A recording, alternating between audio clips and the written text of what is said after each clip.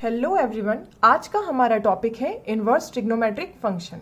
इससे पहले वाले वीडियो में हमने इनवर्स ट्रिग्नोमेट्रिक फंक्शन क्या होते थे ये पढ़े थे और हमने देखा था कि उसमें क्या क्या रेंज गिवन है। हर ट्रिग्नोमेट्रिक फंक्शन की एक फिक्स रेंज होती है, वो हमने पढ़ी थी। तो जिन बच्चों ने भी इनवर्स ट्रिग्नोमेट्रिक फंक्शन का इंट्रोडक्शन वीडियो नहीं देखा है वो इंट्रोडक्शन वीडियो देखिए ताकि आपको क्वेश्चन समझने में ईजी हो। आज हम एक्सरसाइज 2.1 करेंगे। उससे पहले हम थोड़ा सा बेसिक कॉन्सेप्ट रिकॉल कर लेते हैं कि हमने क्या पढ़ा था। हमने रेंज देखी थी, हमने पढ़ा था साइन इनवर्स की रेंज होती है -π/2 से +π/2। यह हमारी रेंज होती है, मतलब हमारी साइन इनवर्स की वैल्यू -π/2 से +π/2 के बीच में लाई करती है। इसके अलावा हमने पढ़ा था कॉसेक इनवर्स। कॉसेक इनवर्स की जो रेंज होती है वो -π/2 से +π/2 होती है और साथ में एक फंक्शन 0 भी होता है, बट कॉसेक इनवर्स 0 पे हमारी वैल्यू इन्फिनेटिव आती है तो इसलिए हम इसको कंसिडर नहीं करते हैं। थर्ड हमने पढ़ा था टेन इनवर्स। टेन इनवर्स की रेंज भी -π/2 से +π/2 होती है, बट इसको हम ओपन ब्रैकेट में लिखते हैं। अब ये क्लोज ब्रैकेट है, ये ओपन ब्रैकेट है। ओपन ब्रैकेट का मतलब हमने पढ़ा था कि टेन इनवर्स की वैल्यू ना तो -π/2 होगी और ना ही +π/2 होगी, इनके बीच की कोई वैल्यू होगी, क्योंकि +90 और -90 पे हमारा टेन इनवर्स इन्फिनेटिव मिलता है। ये तीनों एक जैसे काम करते हैं, ये साइन की फैमिली है। अब कोस की फैमिली को देख लेते हैं हम। इसमें हमने पढ़ा था कॉस इनवर्स इक्वल टू, इसकी रेंज जो होती है वो 0 से पाई होती है। इसके अलावा हमने पढ़ा था सेक इनवर्स। सेक इनवर्स में भी हमारी रेंज जो होती है वो 0 से पाई होती है, पर साथ में एक फंक्शन π/2 और होता है। उसके अलावा हमने पढ़ा था कॉट इनवर्स। कॉट इनवर्स की रेंज होती है वो 0 से पाई होती है, बट इसको हम ओपन ब्रैकेट में लिख रहे हैं, मतलब इसकी वैल्यू ना तो 0 होगी ना पाई होगी, उसके बीच की होगी, क्योंकि 0 और पाई पे हमें इन्फिनेटिव मिलता है। यहां तक हमने इसका बेसिक पढ़ा था। इसके अलावा हमने एक चीज और देखी थी, अगर हमें साइन इनवर्स -x दे रखा हो या साइन इनवर्स -θ दे रखा हो तो वो माइनस साइन इनवर्स x या माइनस साइन इनवर्स θ बनेगा। ये तीनों एक जैसे काम करते हैं, ये तीनों एक जैसे काम करते हैं, तो ये इन तीनों के लिए यही कंडीशन अप्लाई होगी। और इन तीनों के लिए देख लेते हैं हम, अगर हमें कॉस इनवर्स -x दिया हो तो हम उसको लिखेंगे कॉस इनवर्स पाई माइनस कॉस इनवर्स x। ये इस फॉर्म में कन्वर्ट होगा और ये तीनों इसी तरह से कन्वर्ट होंगे। अब हम चलते हैं क्वेश्चंस की ओर। हम क्वेश्चन देख लेते हैं कि हम क्वेश्चन कैसे सॉल्व करते हैं। फर्स्ट क्वेश्चन है find the principal values of the following. First है साइन इनवर्स -1/2। अब सबसे पहले हम इसको एज्यूम करेंगे कि हमारा साइन इनवर्स -1/2 एक वेरिएबल के इक्वल है। सबसे पहले हम लिखेंगे let sine inverse -1/2 equal to x। हमने इसको x लिख दिया। अब हम देखते हैं,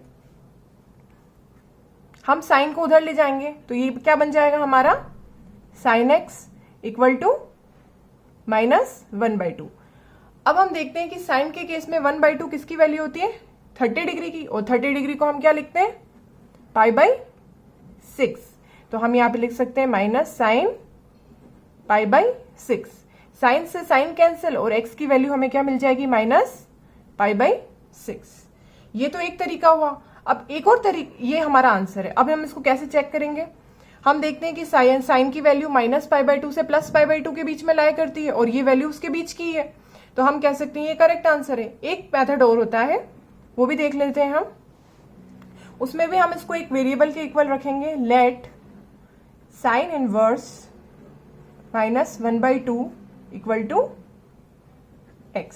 अब हमने पढ़ा था साइन इनवर्स -x को हम माइनस साइन इनवर्स x लिखेंगे, तो हमने लिख दिया minus sine inverse 1/2 equal to x।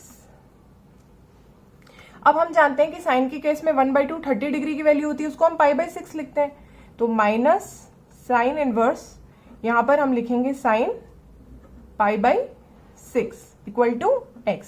अब साइन से साइन कैंसिल हो जाएगा और x की वैल्यू हमें क्या मिल जाएगी -π/6। ये दो तरीके हमने आपको बता दिए हैं। आप इन दोनों में से किसी भी तरीके से क्वेश्चन सॉल्व कर सकते हैं और आगे वाले क्वेश्चन कंटिन्यू कर सकते हैं। हम कोई भी एक मेथड लेके चलेंगे, बट सारे क्वेश्चन इन दोनों टाइप्स के दोनों तरीके से सॉल्व हो सकते हैं। आपको जो अच्छा लगे उस तरीके से आप क्वेश्चन सॉल्व कीजिएगा। अब चलते हैं हम हमारे सेकेंड क्वेश्चन की ओर। अब हमारा सेकेंड क्वेश्चन क्या कहता है? सेकेंड क्वेश्चन है कॉस इनवर्स √3/2। अब अगेन हम इसको सेम प्रोसीजर से करेंगे। हम इसको एक वेरिएबल के इक्वल मान लेंगे। Let cos inverse √3/2 equal to x। अब हम cos को x के पास ले जाएंगे तो क्या बन जाएगा? cos x equal to √3/2। अब हम जानते हैं कि cos के केस में √3/2 30 डिग्री की वैल्यू होती है, उसको हम क्या लिखते हैं? π/6। तो cos x equal to cos π/6। तो cos से cos कैंसिल हो जाएगा और x की वैल्यू हमें मिलेगी π/6। ये हमारा आंसर हुआ। अब चलते हैं हम हमारे थर्ड क्वेश्चन की ओर। थर्ड क्वेश्चन क्या कहता है? cosec inverse 2। अब अगेन हम इसको एक वेरिएबल के इक्वल मान लेंगे। cosec inverse 2 equal to x। हम cosec को x के पास ले जाएंगे तो ये हो जाएगा cosec x इक्वल टू 2। हम जानते हैं कि cosec के केस में 2 30 डिग्री की वैल्यू होती है, तो 30 डिग्री को हम क्या लिख सकेंगे? π/6। तो हम यहाँ पे लिखेंगे cosec x equal to cosec π/6। ये हमने लिख दिया यहाँ पर। cosec से cosec कैंसिल हो जाएगा और x की वैल्यू आ जाएगी π/6।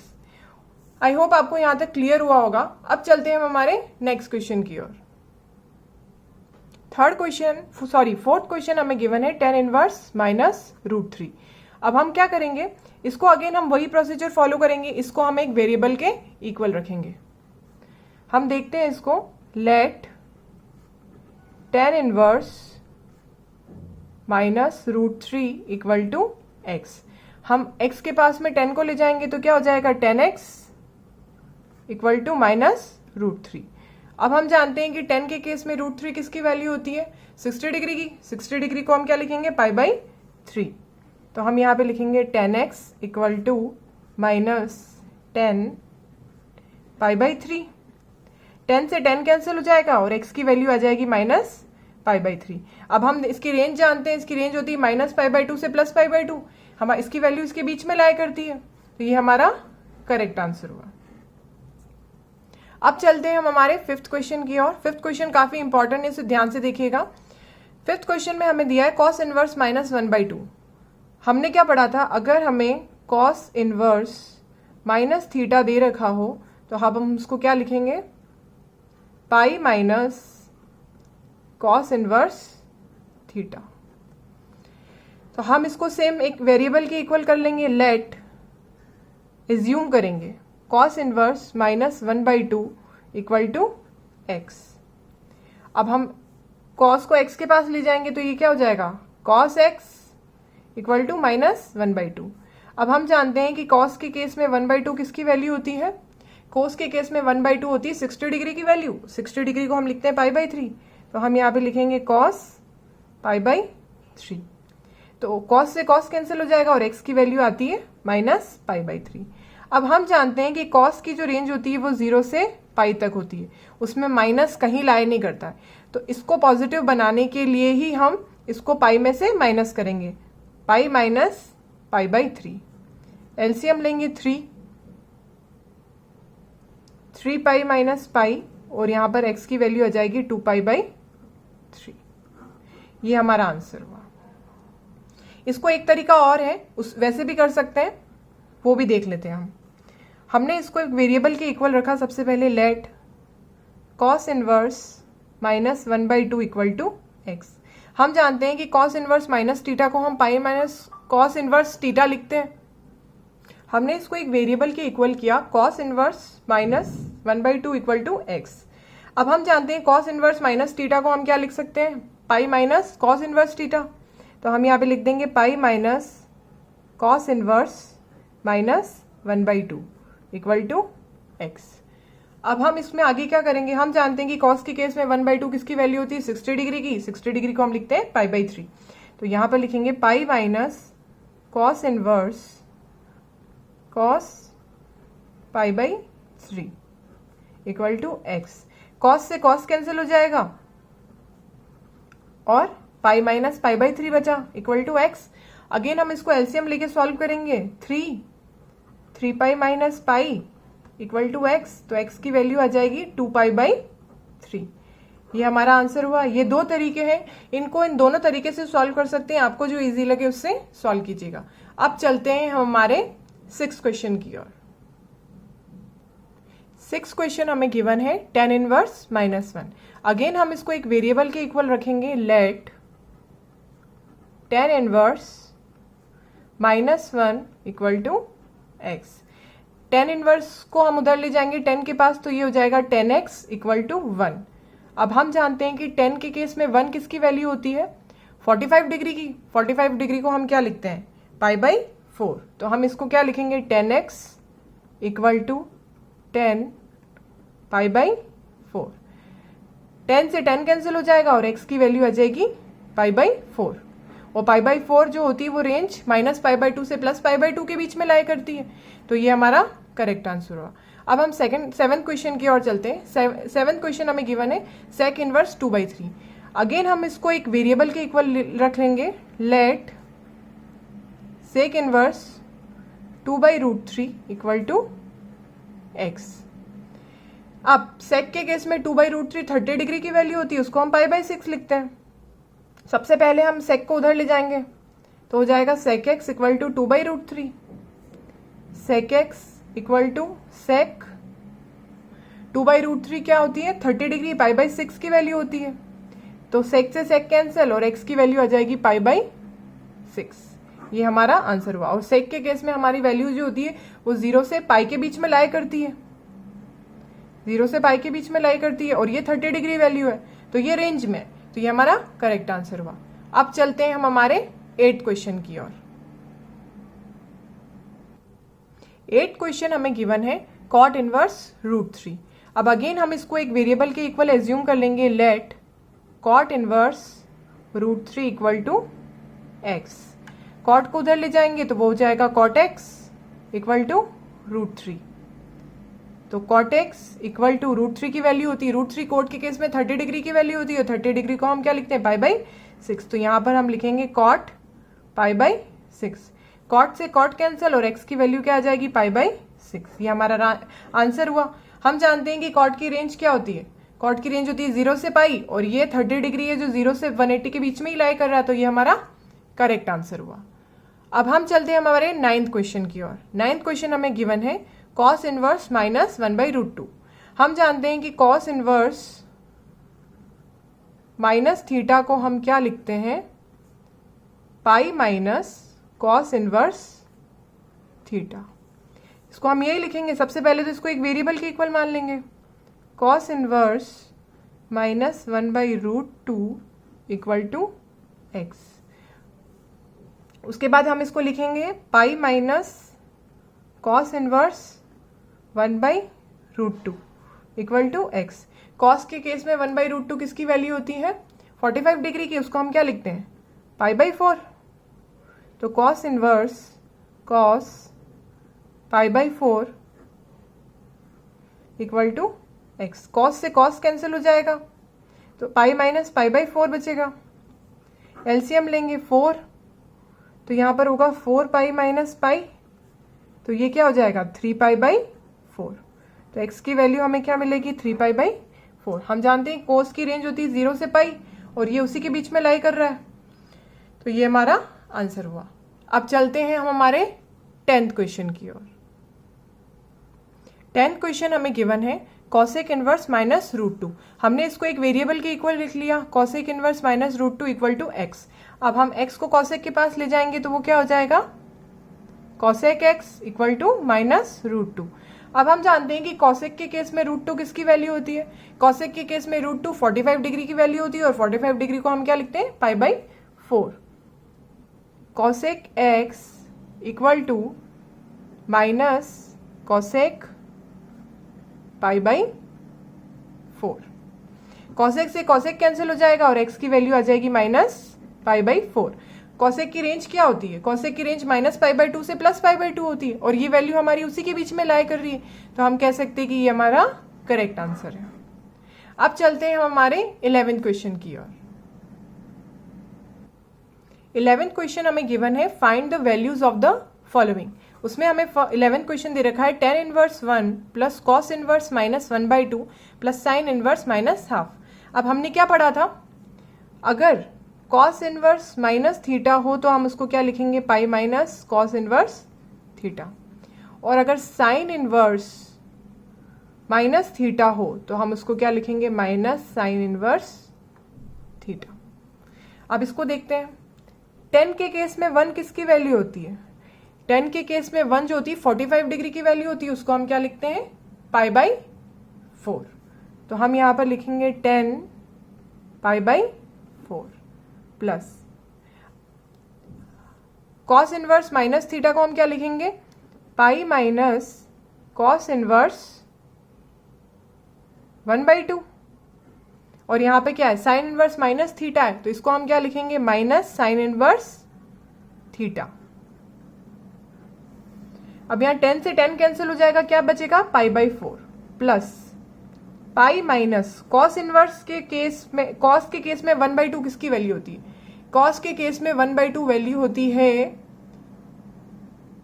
60 डिग्री की। 60 डिग्री को हम क्या लिखते हैं? Pi by 3। तो हम यहां पे लिखेंगे cos pi by 3 minus sine के केस में 1/2 किसकी वैल्यू होती है? साइन के केस में 1/2 30 डिग्री की वैल्यू होती है, उसको हम लिखते हैं पाई बाई 6। तो हम यहाँ पे लिखेंगे साइन पाई बाई 6।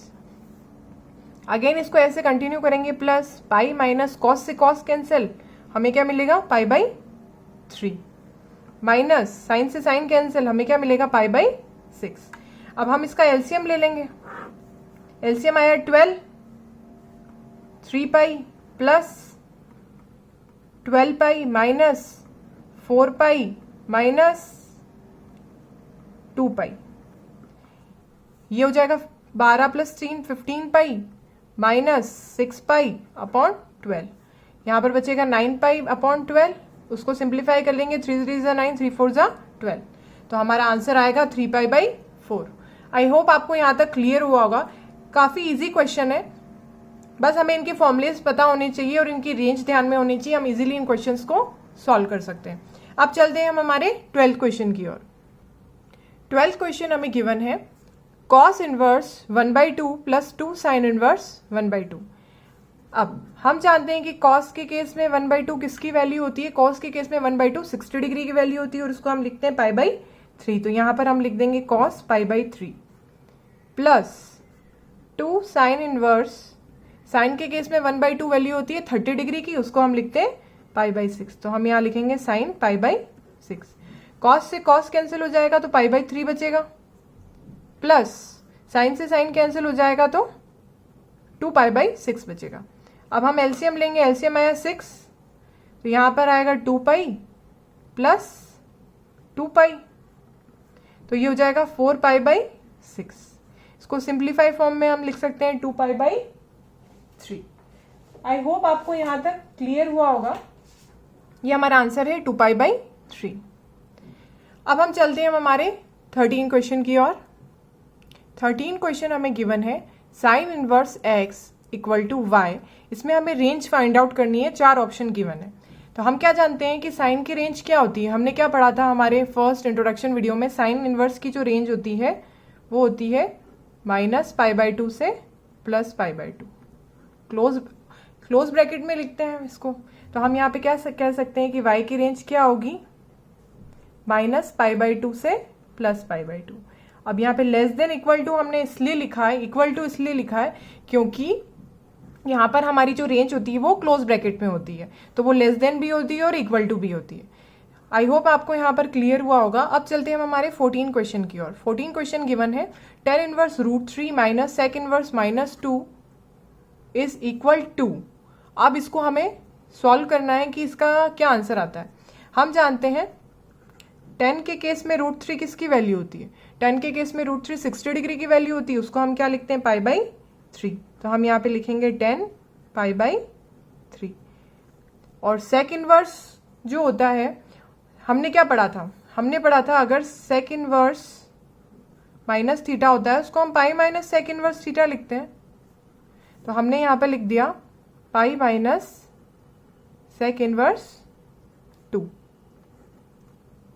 10 से 10 कैंसिल, यहाँ पर π/3 बचेगा, माइनस पाई माइनस सेक के केस में 2 किसकी वैल्यू होती है, 60 डिग्री। 60 डिग्री को हम क्या लिखते हैं, π/3। सेक इनवर्स सेक π/3। सेक से सेक कैंसिल हो जाएगा और π/3 बचेगा। अब हम इसको एलसीएम ले लेंगे, इसका एलसीएम लेके सॉल्व करेंगे। 3 pi minus 3 pi plus pi, तो 2 पाई माइनस 3 पाई अपॉन 3, तो यहाँ पर आएगा माइनस π/3। तो इसका बी ऑप्शन करेक्ट होता है। आई होप आपको यहाँ तक क्लियर हुआ होगा। अगर आपको वीडियो अच्छा लगा और समझ में आया तो आप हमारे चैनल को सब्सक्राइब कीजिए।